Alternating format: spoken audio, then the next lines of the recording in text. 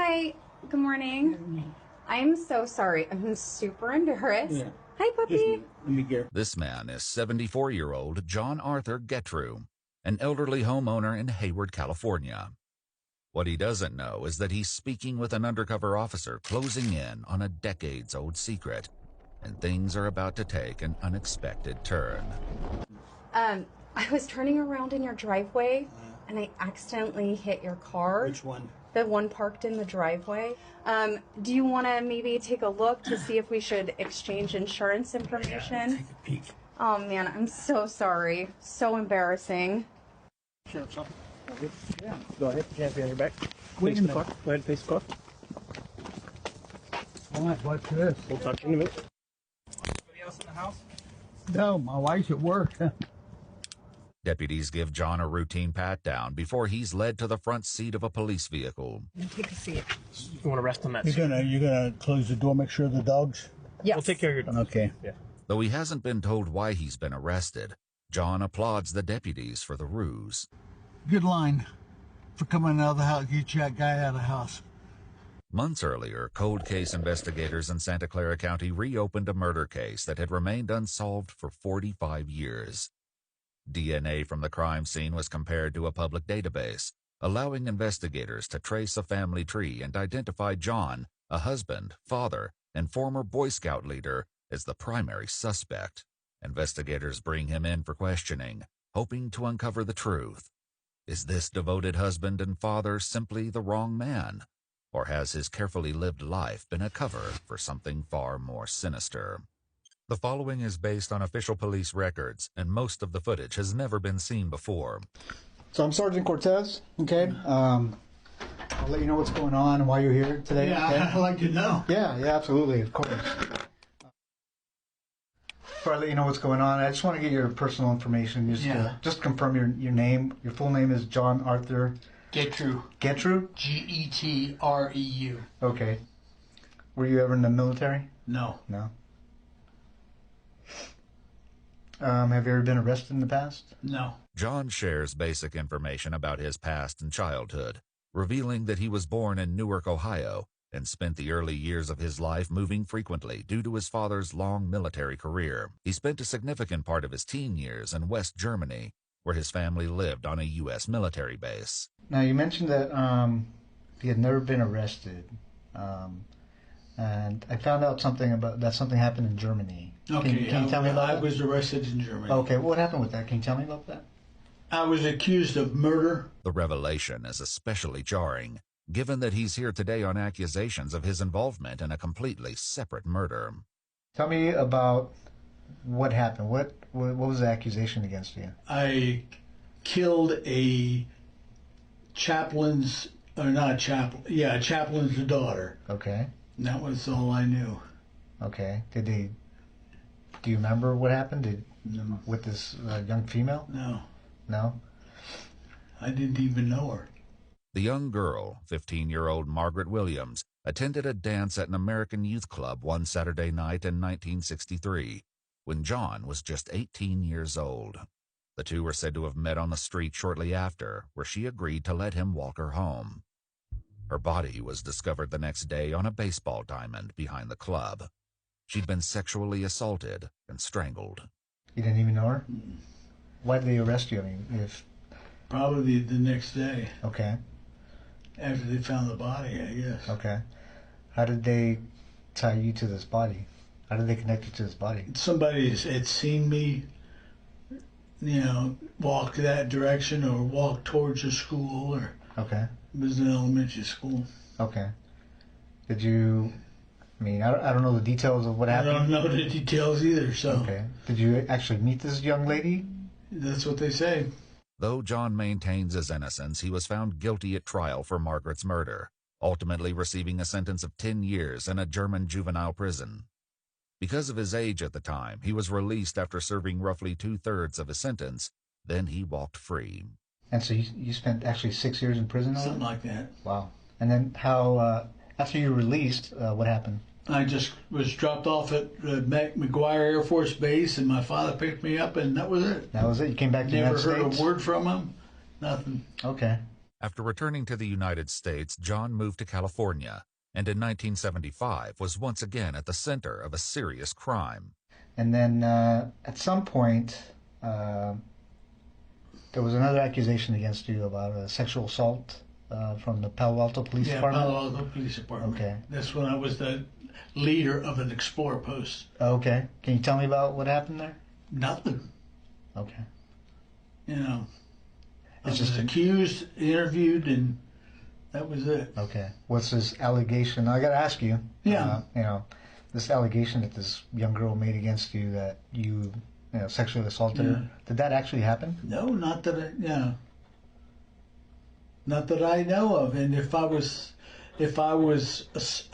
arrested for specifically that and then not even tried, and then nothing's happened. Like I told them, nothing happened. Yeah. I never saw her again. You know. Did you end up serving time for that? Do you remember? No, I didn't. Didn't serve any time that I know of. Okay. I can't. You know. Okay. It was so piddly that. It didn't. You weren't. Didn't go to trial or anything like that. Okay. According to multiple news sources, John was 31 years old when the teenager came forward, claiming he not only assaulted and strangled her, but threatened to kill her if she didn't comply. He received a 6-month sentence, serving just 30 days on weekends after 5 were suspended. So I want to tell you a little bit about my investigation, okay? Are you familiar with the with Palo Alto area, Stanford area, the hills in Stanford? Yeah. You ever go out there? I was a scout leader. I traveled all those hills. What hills? Which hills are you talking Well, we were out in the Bay, Half Moon Bay Hills. Okay. And I traveled up through there, hiked with the boys. Did you ever go in the hills, like in the area around Page Mill Road? Page Mill Road, like just west of Stanford? No. No, you never went to that area? No. Okay. So I'm investigating there's a murder up there in the hills. Would there be any reason that you were ever up in those hills? No? No. Leslie Marie Perlov was a 21-year-old Stanford University graduate working as a law clerk at the North County Law Library in Palo Alto, California in 1973. Her body was found dumped in the Stanford Dish hiking area. A floral scarf was found tightly knotted around her neck and had been used as a ligature to strangle her to death. It was DNA found beneath her fingernails that led them to John, who at the time worked near the Stanford campus as a security guard. You ever see this young lady? You know her? No. Who's that? It's a young lady that an investigation I'm doing, and she was murdered. Do you ever see her at all? No. She look familiar? Leslie's 1972 orange Chevrolet Nova was found parked at the gate of an old quarry near Old Page Mill Road, just east of where her body was found. Do you remember ever stopping by the side of the road and looking into this vehicle? No. It's an orange Chevy Nova. No. No? No, sir. Okay. Do you know the name Leslie Perlov? Leslie Perlov? No. No? Okay. She wasn't a girlfriend of yours? Oh, no. Okay. I had to ask. She's cute anyway. Yeah, very. That would very be cute. about, she'd be about 18 years old, I guess. Okay. At Stanford. Yeah, Stanford graduate. Yeah. But that's it. I don't even recognize her. Curiously, the sergeant hasn't shared with John that Leslie was a Stanford graduate. Why do you say she's a Stanford graduate? Well, just by the way she dresses and all in Okay. this area, you know. Sure. But, you know, I didn't say graduate either. I said, you know, she's a college kid. Oh, okay. Now this young lady was obviously murdered, like I said. She was strangled. Mm-hmm. Would you ever think about doing anything like that? Nope. I know that you were accused of a sexual Yeah. assault, right? Would you ever think about committing a sexual assault? I have no reason for it. And I'm going to ask you these tough questions Yeah, because yeah, it's yeah. part of the investigation. When you were younger, did you ever fantasize about sexual assault? It's what it sounds like by looking at my record. Yeah. Or killing a young woman? Okay. No. In this investigation, if your DNA was on this young lady, why would you think your DNA was on her? Haven't the slightest idea. Were you involved in the murder of this young girl? Nope. As the sergeant continues to press for answers, John inches closer to a major mistake, not yet aware of what he's about to give away. You know about DNA and how it's transferred, right? Yeah. No, this can be how it's transferred. I can always tell. Okay, tell me about that. Yeah, one is semen. Okay. One is from the mouth. Sure. Yeah. That's the only two that I know of. Okay. Now, if there's some that are bodily, other than these two transferred, then it's totally different. Okay. And you know about technology now, advances in technology technology. is getting good. Yeah, so They're there's... catching them every day. Yeah. How do you think your DNA would be on a person? Don't know. You don't know? Okay. Especially this person or these two persons. What two persons? Well, that you're talking about. Yeah. The two young women. Okay. I showed you a picture of that one young lady. Yeah. No. Okay. What's the second young lady? The one up on the one up on the hill. Okay. Yeah. There's two different places you're talking about. Okay. One of them's up on the hill? Yeah. Okay. And then up on what hill? Well, you mentioned the hill. Yeah, you mentioned it. I mentioned the hills. Yeah. Okay. And what's the other one? Because I don't remember another one. Well, there's the two girls. It's not both the same place. Okay. I mentioned one girl up on the hill. Yeah, okay, wherever she was, wherever the second girl was. Oh, okay. While the sergeant doesn't yet know it, another woman was found in the Palo Alto area in 1974, 1 year after Leslie's body was discovered. 21-year-old Janet Taylor was found dumped along Sandhill Road in the same Stanford Dish hiking area. According to news sources, she'd also been assaulted and strangled to death. The serial killer responsible for the deaths of both Leslie and Janet would escape justice for decades, until now. I think I'm at a point in my investigation that, I'm guilty, and that's it. Well, I'm trying, well, there's a couple things, John. Your DNA's on her. Yeah. Okay. I'm not trying to find out who did it. What I'm trying to find out is why you did it. And I think you know more than you're telling me. No, I wish I knew.